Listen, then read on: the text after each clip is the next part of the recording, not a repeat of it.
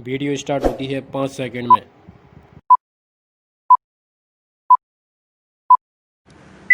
Start.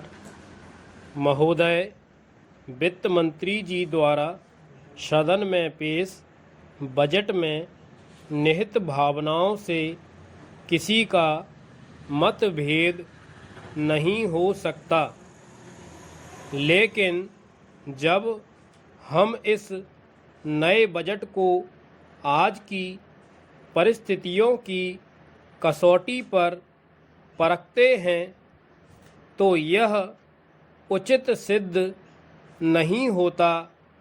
नए budget में विकास की दर बढ़ेगी, इसका कोई आश्वासन नहीं दिया गया है।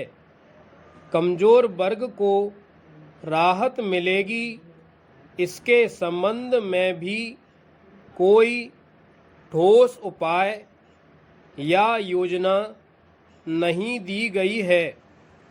अब कहा जा रहा है कि बजट समाजवादी नहीं है, क्योंकि सरकार द्वारा पेश इस बजट से देश में समाजवाद नहीं आ सकता।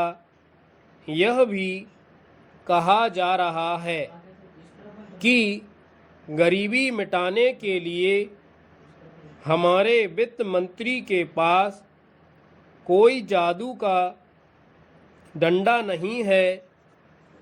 मेरे विचार से यह बजट विकास विरोधी बजट है। यह बजट विषमता कम नहीं करता और न यह बजट विकास की दर बढ़ाने के लिए जिन साधनों को जुटाया जा सकता है उन साधनों को जुटाने का साहसपूर्ण प्रयत्न ही करता है। Para change. मुझे आश्चर्य है कि प्रत्येक बजट में योजना के नाम पर अधिक रुपए रखने की बात कही जाती है और इस बजट में भी वित्त मंत्री महोदय ने अपने बजट भाषण में कहा है कि हमने करोड़ों रुपए इस वर्ष की योजनाओं के लिए रखे हैं।